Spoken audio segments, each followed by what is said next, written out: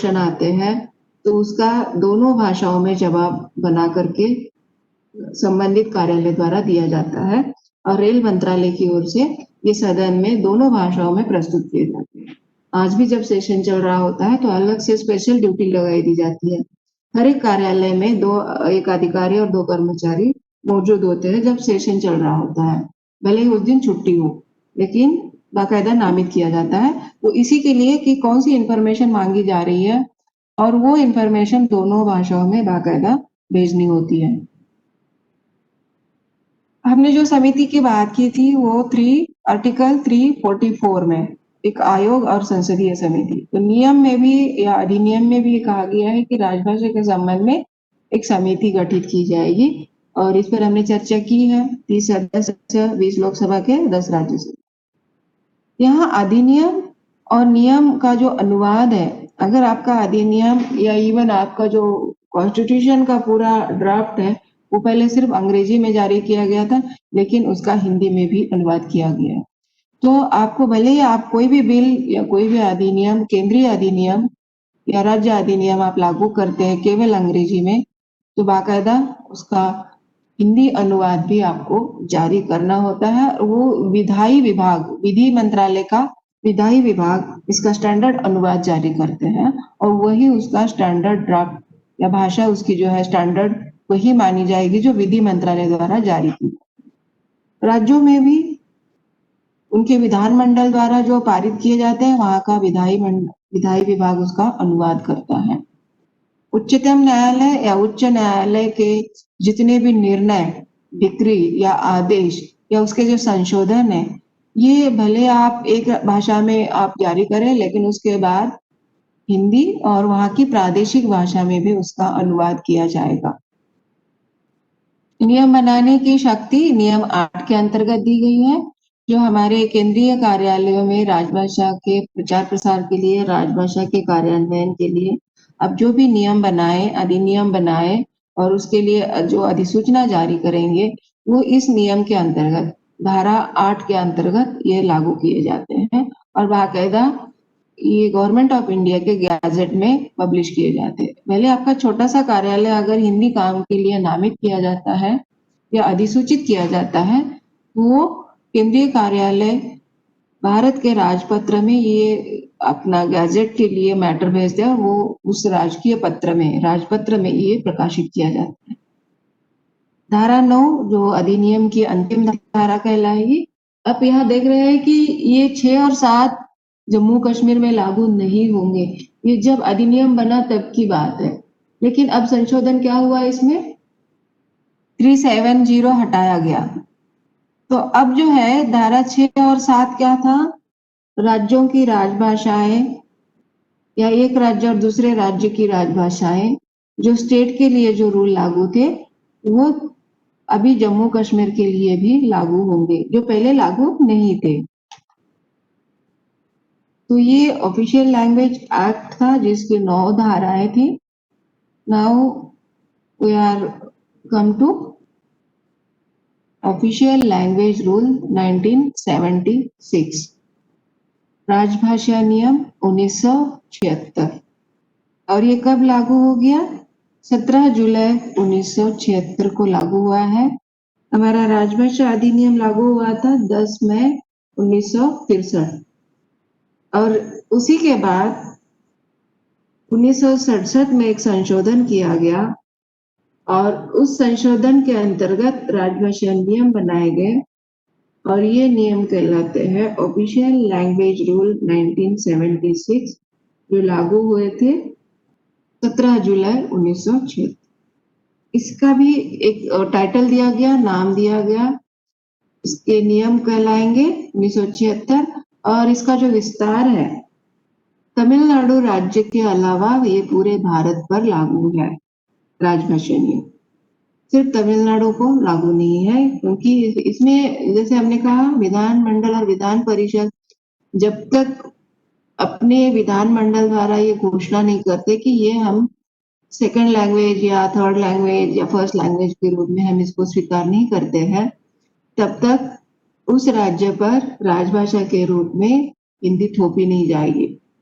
इसीलिए तमिलनाडु को ये नियम लागू नहीं है। और ये राजपत्र में प्रकाशन की इसकी तारीख है 17 जुलाई 1976। जो क्षेत्र बनाए गए, इसमें जो डेफिनेशंस दी गई है, कुछ डेफिनेशन है उसमें एक एक करके हम देखेंगे बाद में, लेकिन कुल 12 नियम है, इतना याद रखना है कि 1976 में जो नियम है वो कुल 12 नियम। अब 12 नियम में कौन कौन से हैं देखेंगे। इसमें तो क ख ग क्षेत्र सबसे पहले हम पता करें कि क क्षेत्र क्या है, ख क्षेत्र क्या है और ग क्षेत्र क्या है। जैसे धारा 3 की हमने बात की थी, वैसे ये जो रीजन बनाए गए, क्योंकि आप जानते हैं कि स्टेट जब बने वो भाषा के आधार पर बनाए। अब ए रीजन में कौन से राज्य आएंगे, बी रीजन में कौन से राज्य आएंगे और सी में कौन से आएंगे। तो ये माने जो सबसे हाईएस्ट, जिसमें मैक्सिमम हिंदी बोली जाती है, लिखी जाती है और पढ़ी जाती है, वो ए कैटेगरी में आएंगे। फॉर एग्जाम्पल हिंदी भाषी प्रदेश हमारे जितने भी है, हिंदी भाषी राज्य, बिहार, उत्तर प्रदेश, मध्य प्रदेश, राजस्थान, झारखंड, जो नए 3 राज्य बाद में बने वो भी ए में आएंगे। बी में आएंगे गुजरात, महाराष्ट्र, पंजाब, चंडीगढ़ संघ राज्य और कुछ इंडियन टेरिटरीज, और जो अंडमान निकोबार द्वीप समूह ए में आएंगे और दमन दीव बी में आएंगे और गोवा सी में आएंगे। जो रिमेनिंग है, जो खास करके दक्षिण भाषी राज्य जो हमारे हैं, वो ज्यादातर सी में आएंगे। दक्षिण भाषी और जो हमारे 7 सिस्टर्स, मणिपुर, मेघालय, त्रिपुरा, ये सब सी में आएंगे। इसका एक चार्ट भी है। क क्षेत्र में फॉर एग्जाम्पल जैसे fill in the blanks, true और फॉल्स, या गिव आंसर वन सेंटेंस में ये जरूर पूछा जाएगा कि ये राज्य कौन से रीजन में आएगा, या ये इस रीजन में आता है, ट्रू और फॉल्स। तो इसके लिए आपको ये पक्का याद होना चाहिए कि ए में कौन से आएंगे, बी में कौन से आएंगे और सी में कौन से आएंगे।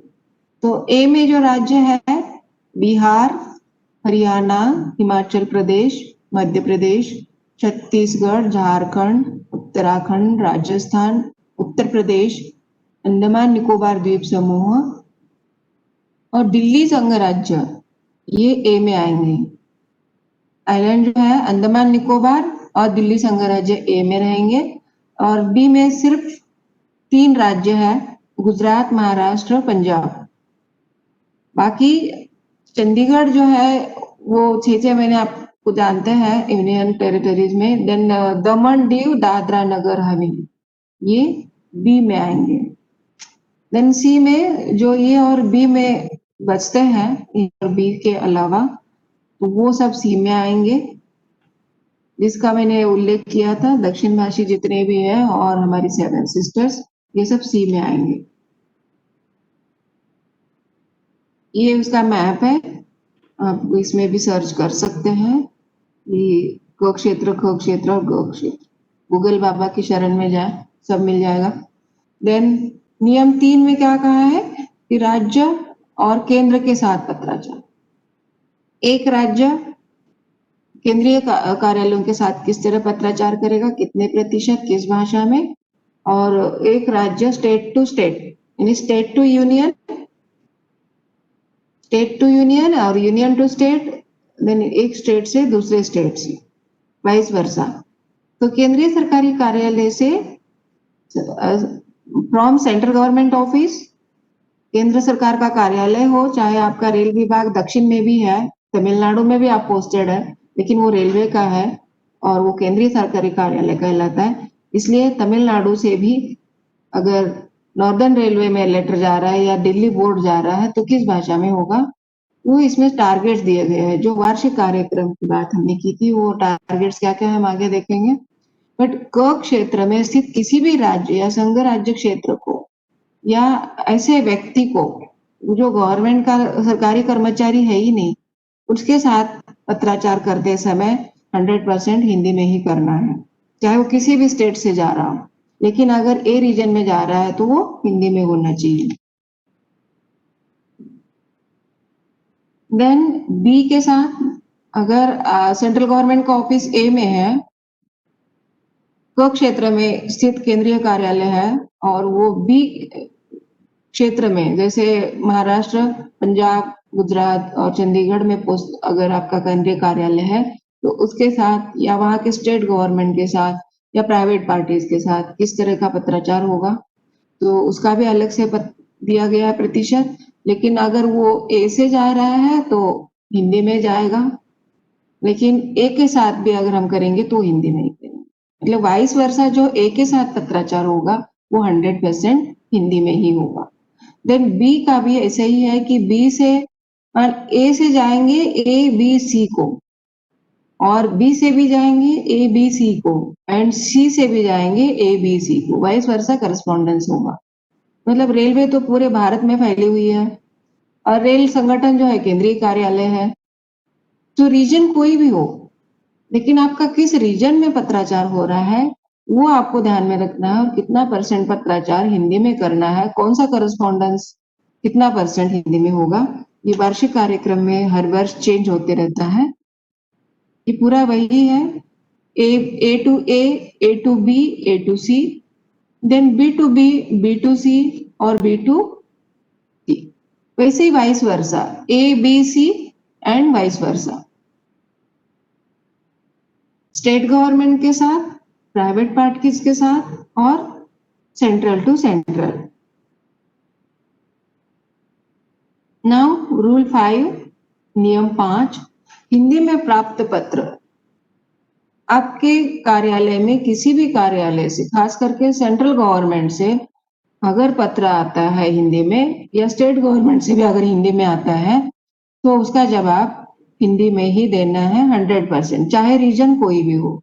हिंदी में प्राप्त पत्र का जवाब हिंदी में ही देना है। नियम 5, नियम 6, हिंदी और अंग्रेजी भाषा का प्रयोग। जो हमने धारा 3(3) के जो 14 डॉक्यूमेंट गिनाए थे, वो 14 डॉक्यूमेंट नियम 6 के अंतर्गत भी आते हैं। जो हमने 14 की लिस्ट बताई थी, सामान्य आदेश, परिपत्र, सूचनाएं, अधिसूचनाएं, प्रेस विज्ञप्ति, लाइसेंस, परमिट, और संसद में रखे जाने वाले प्रशासनिक या अन्य रिपोर्टें, ये सारे कागजात, tender, tender notice, tender form, ये बाइलिंगुअल एक साथ जारी करना हस्ताक्षर करने वाले अधिकारी की जिम्मेदारी होगी। रूल 7, नियम 7, कोई भी कर्मचारी अपना आवेदन या अपील हिंदी अथवा अंग्रेजी में कर सकता है। लेकिन अगर किसी ने अंग्रेजी में लिखा है और उस पर हिंदी में हस्ताक्षर किया है, तो ऐसे आवेदन या अपील को हिंदी का समझ करके उसका जवाब हमें हिंदी में ही देना है। वो क्यों देना है, उसका कुछ नियम है कि नियम 9 और 10 में हम उसकी परिभाषा देखेंगे। इसके अलावा अगर कोई चार्जशीट आपने किसी को इश्यू की है, खास करके अनुशासन अपील मामले जब आप डील करेंगे, तो उसमें स्पष्ट कहा गया है कि किसी कर्मचारी पर अगर आपने अनुशासनात्मक कार्रवाई की है, उसके इंक्वायरी रिपोर्ट आपने बनाई है, उसकी इंक्वायरी सिटिंग हो गई, उसको चार्जशीट इशू हो गई, और पूरा करस्पॉन्डेंस आपने अंग्रेजी में किया स्टार्ट टू एंड, लेकिन बिल्कुल लास्ट मोमेंट में अगर वो कर्मचारी कहता है कि जो आपने अंग्रेजी में जो रिपोर्ट्स दी है, जो इंक्वायरीज को क्वेश्चनायर मुझे दी है अंग्रेजी में, वो मुझे समझ में नहीं आती है, मुझे हिंदी में चाहिए, या वाइस वर्सा वो डिमांड कर सकता है। तो उस समय बिना विलंब किए, अविलंब जितने भी आपके डॉक्यूमेंट्स है, पूरा फाइल का बंडल बन जाता है, इंक्वायरी होते होते हजारों की संख्या में वो डॉक्यूमेंट्स बनते हैं, तो वो अगर मांगता है तो अविलंब उसको हिंदी में दिया जाना है, ये रूल 7 कहता है। और ये हुआ भी है कई बार कि कोई आरटीआई किसी ने किया, और अगर मान लीजिए कोई अनपढ़ व्यक्ति है या कोई छोटा सा 10वीं 12वीं पढ़ा लिखा नागरिक है, और उसने पूछा कि इस स्टेशन पे गाड़ी क्यों नहीं रुकती है, या इस स्टेशन पर इस गाड़ी का टिकट जारी क्यों नहीं होता है, उसने आरटीआई किया, या उसने कोई और इंफॉर्मेशन मांगी, जो आपके पास डॉक्यूमेंट अगर अंग्रेजी में अवेलेबल है तो आप दे सकते हैं। बट जो आप रिप्लाई कर रहे हैं, जो रिप्लाई का ड्राफ्ट बन रहा है, वो जिस भाषा में मांगता है उस भाषा में आपको देना होगा। कभी कभी वो रीजनल लैंग्वेज में भी लिखेगा, जैसे गुजराती है तो गुजराती में भी लिख सकता है क्योंकि वो उसकी स्टेट लैंग्वेज है और उसकी ऑफिशियल लैंग्वेज है। लेकिन आपको जवाब देते समय as a central government employee either Hindi और इन इंग्लिश। लेकिन अगर पार्टी ने हिंदी में पत्र लिखा है तो एज पर रूल नंबर 5 आपको हिंदी पत्र का जवाब हिंदी में ही देना है। और ये एक मध्य रेल पे मामला हुआ था कि पार्टी ने इंफॉर्मेशन मांगी हिंदी में, मतलब पत्र लिखा हिंदी में, और उसको सारे जवाब अपने अंग्रेजी में दी। तो बिल्कुल राजनाथ सिंह जब गृह मंत्री थे उनके पास लेटर गया कि इस कार्यालय से मुझे आरटीआई का जवाब मैंने हिंदी में पूछा और इन्होंने मुझे अंग्रेजी में दिया, क्यों ना अधिकारी के विरुद्ध कार्रवाई की जाए। और मजबूरीवश डीआरएम साहब न चाहते हुए भी छोटी सी चीज को लेकर के उनको चेतावनी पत्र देना पड़ा, क्योंकि पार्टी को हमें संतुष्ट करना था। तो कभी कभी ऐसी भी मतलब बिल्कुल ऐसा नहीं है कि दंड का प्रावधान नहीं है, राजभाषा में कुछ काम नहीं करेंगे तो कुछ नहीं होगा। जब राष्ट्रपति के आदेश है और संविधान में प्रावधान है तो कभी कभी ये मसला गंभीर भी हो जाता है। लेकिन ये हमेशा कहा जाता है कि राजभाषा का जो कार्य है या राजभाषा नीति कहती है कि प्रेरणा और प्रोत्साहन से हिंदी का विकास करना है। हिंदी ला दो नहीं, हिंदी ला दो, प्यार से और बिल्कुल समझा बुझा कर। फिर नियम 8, केंद्रीय सरकार के कार्यालयों में टिप्पणियों का लिखा जाना। अब ये टिप्पणियां क्या होती है, जब आप वर्किंग में एक्चुअल आप करस्पॉन्डेंस फाइलों में करेंगे तो आपको पता चलेगा कि किस तरह की नोटिंग होती है, कौन कौन से ड्राफ्ट बनते हैं, करस्पॉन्डेंस किस तरह का होता है। ये अभी बाद में आपको इंडक्शन में भी पढ़ाया जाएगा कि ऑफिशियल वर्क किस तरह का होता है, कौन सा पत्राचार किस प्रकार का होता है, किस पत्र को कौन सा पत्र कहा जाता है। जो प्रोफेशनल्स गवर्नमेंट सेक्टर में या अंडरटेकिंग में काम किया होगा वो जानते ही होंगे। आजकल तो हम सब डिजिटल प्लेटफॉर्म पे काम कर रहे हैं, बट जो हमारा ट्रेडिशन है पत्राचार का आज भी वही है। जो नोटिंग फॉर्मेट जो है, नोटिंग फॉर्मेट तो फॉरएवर रहेगा, बट उसमें ये कहा गया है कि कितने प्रतिशत नोटिंग आपको हिंदी में लिखनी है। चाहे आप डायरी में लिखें, आप फाइल में लिखें, आप इंस्पेक्शन नोट में लिखें, या आप डिजिटल प्लेटफॉर्म पे जो भी आप ईमेल करें, तो कितने प्रतिशत हमें ईमेल हिंदी में करने हैं या नोटिंग कितनी हमें हिंदी में लिखनी है, आप किस रीजन में पोस्टेड है इस पे डिपेंड करता है। लेकिन अगर कोई कर्मचारी आपके पास फाइल पर कोई ड्राफ्ट हिंदी में लेके आता है या अंग्रेजी में लेके आता है तो उसका जवाब आप किसी दूसरी भाषा में उसको नहीं मांग सकते हैं। कि मान लीजिए कोई दक्षिण भाषी अधिकारी है जो हिंदी बिल्कुल वर्तनी भी नहीं जानते हैं, हिंदी पढ़ना लिखना आता नहीं है, और किसी कर्मचारी ने उनकी पोस्टिंग मान लीजिए बड़ौदा हाउस में हो जाती है या नॉर्दर्न रेलवे दिल्ली स्टेशन पे हो जाती है, पूरा ड्राफ्ट 100% हिंदी में आएगा, तो क्या समझ पाएंगे? डिसीजन आपको लेना है। तो ऐसे समय वो किसी भाषा में अनुवाद भी नहीं मांग सकता है, ये रूल 8 कहता है। क्यों? क्योंकि आपको 10th स्टैंडर्ड में अगर एक विषय हिंदी था या ग्रेजुएशन लेवल पर एक ऑप्शनल सब्जेक्ट हिंदी था तो आप हिंदी के कार्य साधक ज्ञान प्राप्त कर्मचारी कहलाएंगे या हिंदी में प्रवीणता प्राप्त कर्मचारी कहलाएंगे। इसलिए उस डॉक्यूमेंट का आप दूसरी भाषा में अनुवाद नहीं मांग सकते। ये कहाँ आता है? आप देखेंगे रूल 9, नियम 9 ये कहता है कि हिंदी में प्रवीणता प्राप्त कर्मचारी किसी दूसरी भाषा में उसका अनुवाद नहीं मांग सकता। और किसको आप हिंदी में प्रवीण कहेंगे? जिस कर्मचारी अथवा अधिकारी को 10वीं कक्षा में एक विषय हिंदी था या ग्रेजुएशन लेवल पर एक हिंदी विषय उसको ऑप्शनल था, या अगर वो दोनों उसके पास नहीं है लेकिन उनकी मातृभाषा हिंदी है। मेरी मातृभाषा अगर हिंदी है तो मुझे लिखना पढ़ना बोलना बहुत अच्छे से आता है, भले ही मैंने कॉन्वेंट स्कूल में पढ़ाई की है, लेकिन मेरी मातृभाषा हिंदी है तो मैं अच्छे से हिंदी बोल सकती हूँ, पढ़ सकती हूँ, लिख सकती हूँ। अगर मैं डिक्लेरेशन दे देती हूँ कि I am having proficiency in Hindi according to या as per my mother tongue, इस तरह से अगर वो डिक्लेरेशन देते हैं तो उसको हिंदी में प्रवीण कहा जाएगा। और ऐसे प्रवीणता प्राप्त कर्मचारियों की एक सूची बनाई जाती है। इसीलिए आपसे ये भाषा ज्ञान का प्रोफार्मा भरवाया जाता है कि आपको किस स्टैंडर्ड तक हिंदी विषय था, और उस पर डिसीजन लिया जाता है या उस पर आपका रोस्टर बनाया जाता है कि आप हिंदी में प्रवीणता प्राप्त अधिकारी या कर्मचारी हैं अथवा कार्य साधक ज्ञान प्राप्त। कार्य साधक ज्ञान प्राप्त किसे कहेंगे?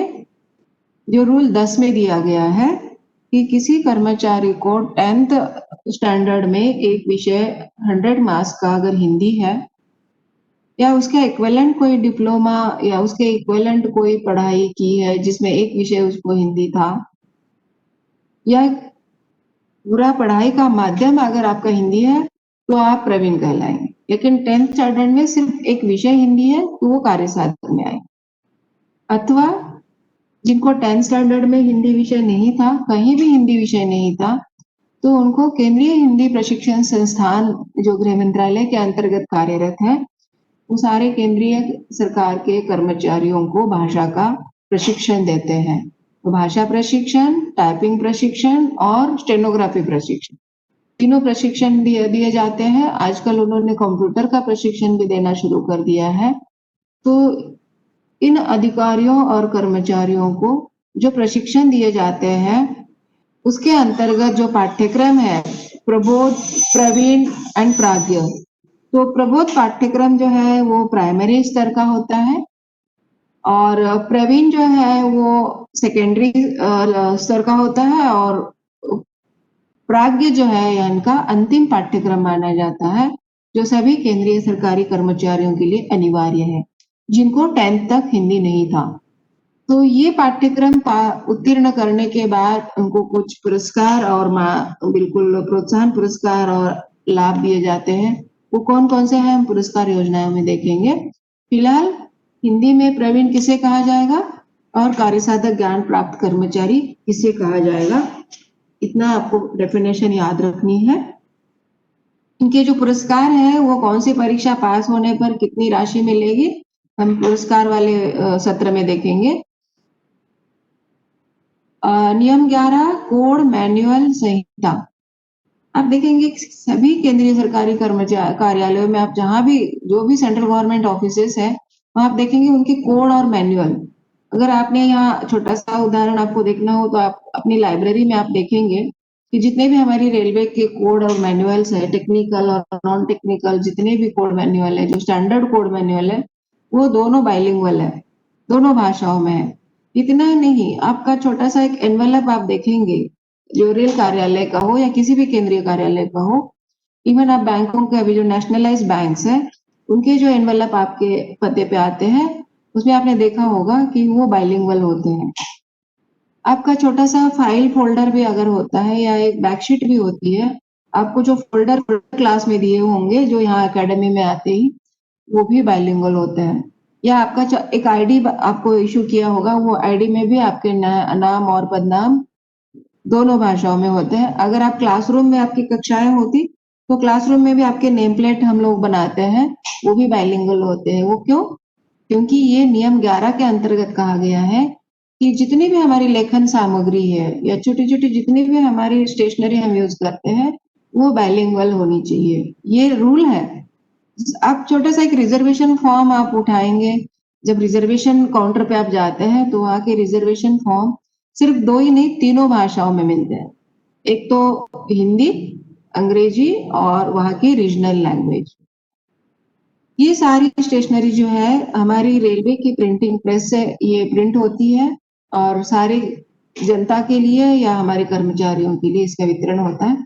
और ये आईएसओ प्रमाणित जो जितने भी हमारे स्टैंडर्ड फॉर्म जो कोड है, मैनुअल है, स्टैंडर्ड फॉर्म है, इवन आपका छोटा सा लीव एप्लीकेशन है या पीएफ विड्रॉल का एप्लीकेशन है या टीए बिल का एप्लीकेशन है, ये सारे बाइलिंगुअल है। वो एज पर रूल 11 मुख्यतः हिंदी और अंग्रेजी दोनों भाषाओं में। इवन आपके डीएआर के आप स्टैंडर्ड फॉर्म आपको अगर पढ़ाए गए होंगे, अनुशासन अपील नियम के जो मानक फॉर्म है वो भी बाइलिंगुअल है। लास्ट नियम 12 1976 का नियम 12 कहता है कि ये जो हमने कॉन्स्टिट्यूशनल प्रोविजन देखे या जो रूल देखे, अधिनियम लेके या नियम, इसके अनुपालन का उत्तरदायित्व, इसका अनुपालन करने की जिम्मेदारी किसकी है। अब देखेंगे कि अगर ये सिर्फ इससे नहीं हो रहा है तो आप अपने लेवल पे कुछ छोटे छोटे नियम, आदेश, अनुदेश भी जारी कर सकते हैं और राजभाषा के कार्यान्वयन को प्रभावी रूप से लागू कर सकते हैं। और क्या-क्या नियम बना सकते हैं, क्या-क्या प्रावधान कर सकते हैं, तो वहाँ के प्रशासनिक प्रधान, एडमिनिस्ट्रेटिव हेड, इस तरह के समय-समय पर आदेश, अनुदेश जारी करके राजभाषा नियमों का 100% अनुपालन सुनिश्चित करने की जिम्मेदारी ले सकते हैं या इसको लागू कर सकते हैं। तो ये थे हमारे नियम 12, टोटल 1976 नियम के अंतर्गत 12 नियम है।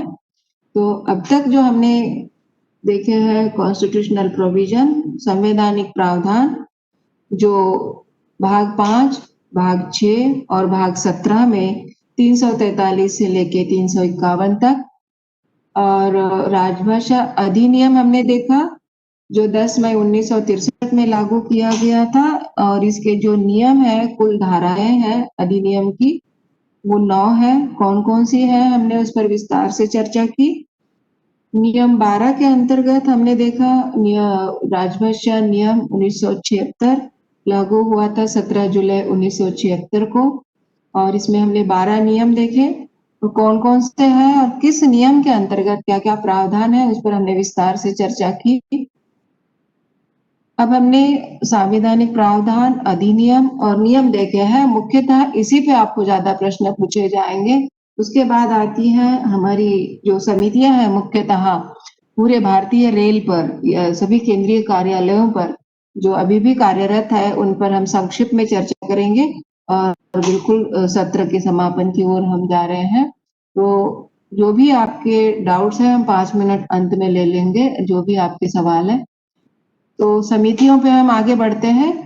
हमारी मुख्यतः ये 7 समितियां बहुत सी हैं, लेकिन जो मुख्य रूप से जो गिनाई जाती है या चर्चित है वो 7 समितियां हैं। पहली है केंद्रीय हिंदी समिति। इस सभी के बारे में मैं संक्षिप्त में बताऊंगी क्योंकि आपका समय हो रहा है। विस्तार से पढ़ना है तो हमारी वेबसाइट पे भी आप देख सकते हैं। पहली समिति है केंद्रीय हिंदी समिति। इसके जो अध्यक्ष होती है वो प्रधानमंत्री होते हैं। साल में एक बार इसकी बैठक होती है और इसके अध्यक्ष प्रधानमंत्री होते हैं। बाकी समिति के जो सदस्य होते हैं सारे हमारे केंद्रीय मंत्री होते हैं, सभी मंत्रालयों के, वो उसके सदस्य होते हैं। इसकी वर्ष में एक बैठक होती है। और गृह मंत्री जो है इसके सचिव होते हैं, गृह मंत्रालय के जो सचिव होते हैं इसके सदस्य सचिव। देन संसदीय राजभाषा समिति पर हमने चर्चा की। मुख्यतः इसमें 30 सदस्य होते हैं, 20 लोकसभा के और 10 राज्यसभा के। और गृह मंत्रालय इसका मुख्य कार्यालय होता है, गृह मंत्री इसके अध्यक्ष होते हैं। संसदीय समिति के जो सदस्य हैं, जो इसकी 3 उप समितियां हैं, वो तीनों उप समितियां हर केंद्रीय कार्यालय का निरीक्षण करती है और गृह मंत्री जी को रिपोर्ट प्रस्तुत करते हैं। बाद में राष्ट्रपति को भी ये रिपोर्ट प्रस्तुत करते हैं और उस रिपोर्ट पर राष्ट्रपति द्वारा समय समय पर आदेश जारी किए जाते हैं। तो संसदीय समिति की भी साल में 2 बार बैठकें होती हैं। नगर राजभाषा कार्यान्वयन समिति, ये जो है हर शहर में जितने भी केंद्रीय कार्यालय हैं, उन सभी केंद्रीय कार्यालयों के जो प्रशासनिक प्रधान है वो इस समिति के सदस्य होते हैं और ये हर शहर में अभी भी गठित है, कार्यरत है। और पद के हैसियत से या वेतनमान की हैसियत से जो सर्वोच्च अधिकारी होते हैं केंद्रीय कार्यालय में, फॉर एग्जाम्पल डाक विभाग है, इनकम टैक्स विभाग है या आपका रेल विभाग है, जितने भी केंद्रीय कार्यालय हैं, उनके सर्वोच्च अधिकारी इसके अध्यक्ष होते हैं और बाकी सभी इनके सदस्य होते हैं।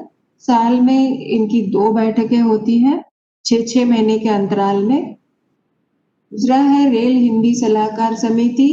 ये रेलवे की समिति है और इसके रेल मंत्री अध्यक्ष होते हैं इसके, और चेयरमैन रेलवे बोर्ड इसके सदस्य सचिव होते हैं। साल में 2 बार इसकी बैठकें होती हैं।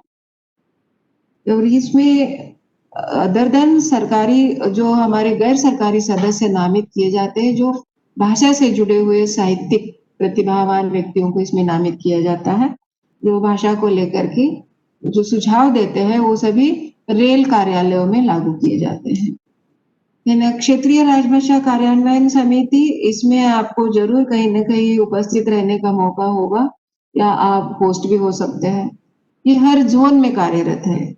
जितने भी हमारे जोन है सभी जोनल रेलवेज में ये क्षेत्रीय राजभाषा कार्यान्वयन समिति की बैठकें हर 3 महीने के अंतराल में होती है।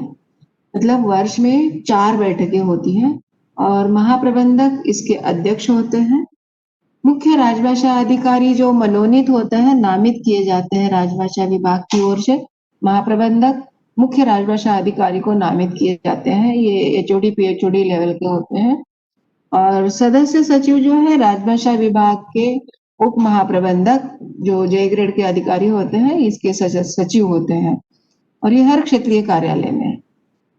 देन मंडल स्तर पर मंडल रेल प्रबंधक इसके अध्यक्ष होते हैं और वहां पे जो राजभाषा का नियंत्रण अधिकारी होता है वो अपर मुख्य राजभाषा अधिकारी कहलाते हैं, जो एडीआरएम्स होते हैं, जिनको मनोनीत किया नामित किया जाता है। ये महाप्रबंधक नामित करते हैं कि मंडल स्तर पर अपर मुख्य राजभाषा अधिकारी अर्थात एडीआरएम राजभाषा का कार्य जो भी है वो वहां के नियंत्रण अधिकारी कहलाएंगे। मंडल स्तर पर भी 4 बैठकें होती हैं हर तिमाही के बाद। इसमें डीआरएम अध्यक्ष रहेंगे, अपर मुख्य राजभाषा अधिकारी रहेंगे और राजभाषा विभाग के जो अधिकारी है वो सदस्य सचिव होते हैं। बाकी जो ब्रांच ऑफिसर्स है इसके सदस्य होते हैं मंडल स्तर पर। वही स्थिति स्टेशनों पे भी है। स्टेशन पे जो सर्वोच्च अधिकारी है, स्टेशन प्रीमाइसेस में, स्टेशन परिसर में जो पद सर्वोच्च है, चाहे वो एडीएन का हो सकता है या एडीएमओ का हो सकता है या एरिया मैनेजर का हो सकता है, वो किसी भी डिपार्टमेंट के हो सकते हैं, वो उसके अध्यक्ष होते हैं। और स्टेशन मैनेजर उसका सदस्य सचिव होते हैं या कोई जो ग्रुप सी एम्प्लॉय भी उसका सदस्य सचिव हो सकता है। और मुख्यालय और मंडल से राजभाषा अधिकारी इन बैठकों में उपस्थित होते हैं। तो हर 3 महीने में जो आपने राजभाषा में जो गतिविधियां की या राजभाषा में जो पत्राचार किया, वार्षिक कार्यक्रम के अनुसार जो पत्राचार किया है, उसका रिव्यू इन बैठकों में किया जाता है।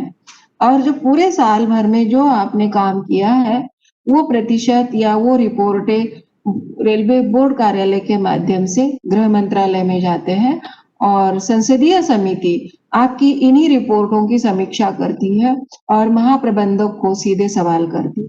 तो जब भी संसदीय समिति आती है तो महाप्रबंधक एक प्रशासनिक अधिकारी या प्रशासनिक प्रमुख के नाते हर एक मद के लिए जिम्मेदार ठहराया जाता है। इसलिए संसदीय समिति को इतने अधिकार दिए गए हैं, किसी मद का अगर अनुपालन नहीं हो रहा है तो वही के वही वो एक्शन भी ले लेते हैं। कभी कभी गंभीर भी हो जाता है, कभी कभी बहुत वाहवाही भी मिलती है। और खास करके राजभाषा का एक ऐसा प्लेटफॉर्म है जो शीघ्र आपको लोकप्रियता देने वाला प्लेटफॉर्म कहेंगे कि इसमें पुरस्कार योजनाएं बहुत है जिसका आप प्रयोग कर सकते हैं। और जिनको 10वीं में हिंदी विषय नहीं था उनके लिए लीला नाम का एक सॉफ्टवेयर डेवलप किया है गृह मंत्रालय ने, जिसके अंतर्गत ऑनलाइन पाठ्यक्रम अभी भी चल रहे हैं इनके। आप पत्राचार पाठ्यक्रम द्वारा इसकी परीक्षाएं दे सकते हैं, जो है प्रबोध, प्रवीण और प्राज्ञ। तो ये लीला नाम का जो ऐप है उसके माध्यम से आप हिंदी सीख सकते हैं।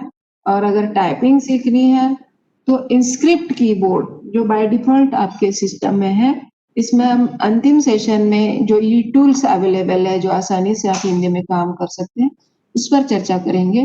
और ये इंस्क्रिप्ट कीबोर्ड क्यों स्टैंडर्डाइज किया गया और क्यों सीखना जरूरी है, इंस्क्रिप्ट कीबोर्ड पर भी हम विस्तार से चर्चा करेंगे। तो आज के लिए इतना काफी है, बहुत हो गया, काफी नहीं ज्यादा हो गया आपके लिए, क्योंकि ये पहला सेशन था आपका और बिल्कुल लीगल लैंग्वेज थी, तो हो सकता है आपको समझने में कठिनाई हो। बीच बीच में आप सवाल कर सकते हैं जरूर। अगर आपके कोई सवाल है तो जरूर पूछ सकते हैं। आज के लिए इतना काफी है। तो जिनको कोई सवाल पूछने हो चैट बॉक्स में आपने बिल्कुल एक भी सवाल नहीं पूछा है, इसका मैं मतलब समझ सकती हूँ कि आपके कोई सवाल नहीं है। और भूखे पेट भजन न हुए भोपाल, और सबका ध्यान घड़ी की तरफ है, क्योंकि आपको 3:15 को मुझे बिल्कुल फ्री करना था, बट अभी नाउ 3:20 हो रहा है, 3:22, तो 13:22, 1:15 छोड़ना था। 10 मिनट एक्स्ट्रा हो गया, उसके लिए क्षमा चाहती हूँ, बट पोर्शन अधिक है इसलिए मैं भी कुछ नहीं कर सकती थी। तो सभी को धन्यवाद। अगर कोई सवाल हो तो पूछ सकते हैं, अदरवाइज हम लोग यहाँ पे समाप्त करते हैं। धन्यवाद। धन्यवाद मैम।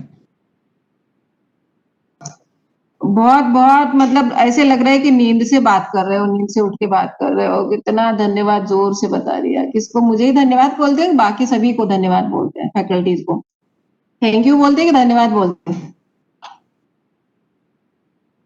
Thank you ma'am. हाँ, अभी सही समझ में आया, क्योंकि थैंक यू और गुड मॉर्निंग ही सबको समझ में आता है, नमस्कार ही सबको ही आता है। Thank you ma'am. हाँ, ये समझ में आया। यही होता है ना डेली कि धन्यवाद होता है? थैंक यू होता है मैम। थैंक यू होता है ना, और गुड मॉर्निंग होता है, भले ही दोपहर के 2 बज रहे हैं तो भी गुड मॉर्निंग सर बोलते हैं, क्योंकि वो पहली बार मिल रहे होते हैं। एनीवे, आज के लिए ये पहला सेशन